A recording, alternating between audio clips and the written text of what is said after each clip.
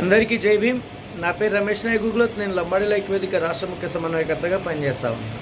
నేను చాలాసార్లు చెప్పడం జరిగింది, అంబేద్కర్ గారు ఆ రోజు మనుస్మృతిని ఎందుకు తగలబెట్టారు, అలాగే మనము యాజ్ ఏ లంబాడీలుగా, యాజ్ ఏ బహుజనులుగా ఎందుకు మన ధర్మాన్ని మనం వ్యతిరేకించాలి అనే విషయాలపై నేను చాలాసార్లు మాట్లాడడం జరిగింది. దాని గురించి మీకు ఒక చిన్న వీడియో క్లిప్పింగ్ అనేది మీకు చూపించాలని చిన్న ప్రయత్నం చేస్తూ ఉన్నాను. నేనే చెప్తున్నానండి, మను ధర్మశాస్త్రాన్ని తగలబెట్టాలి.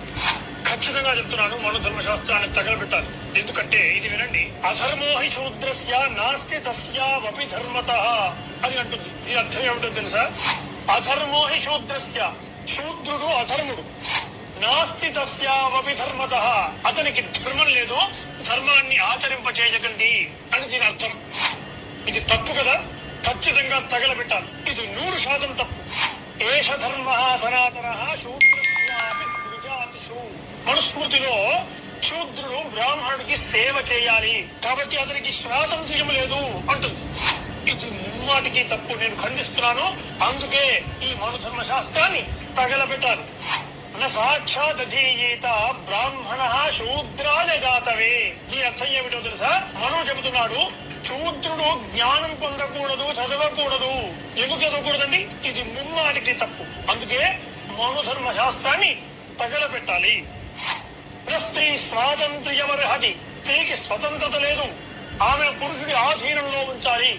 ఇది కూడా ముమ్మాటికి తప్ప కాదా? అందుకే మను ధర్మ శాస్త్రాన్ని తగలబెట్టాలి. ఇలా చెప్పుకుంటూ పోతే చాలానే ఉన్నాయి. ఎందుకిలా శూద్రుల పట్ల మను ధర్మ శాస్త్రం ఇంత కఠినంగా, దారుణంగా వ్యవహరిస్తుంది? నిజంగా నేనే చెప్తున్నానండి. ఇవే విషయాలు మనము పూలే అనే మూవీలో కూడా చూడొచ్చు. మొన్న కూడా వచ్చింది పూలే మూవీ.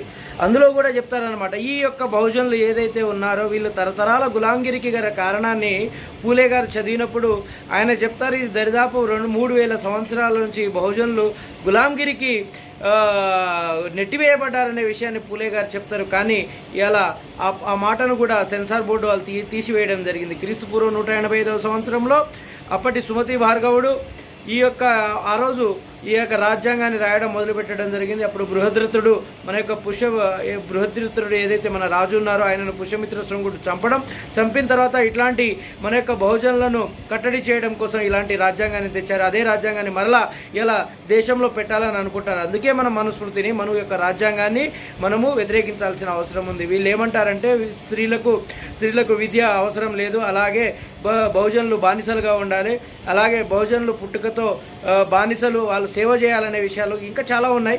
ఇవన్నీ మీకు చెప్పడానికి కోసమే చిన్న ప్రయత్నం చేయడం జరిగింది. జై సేవల.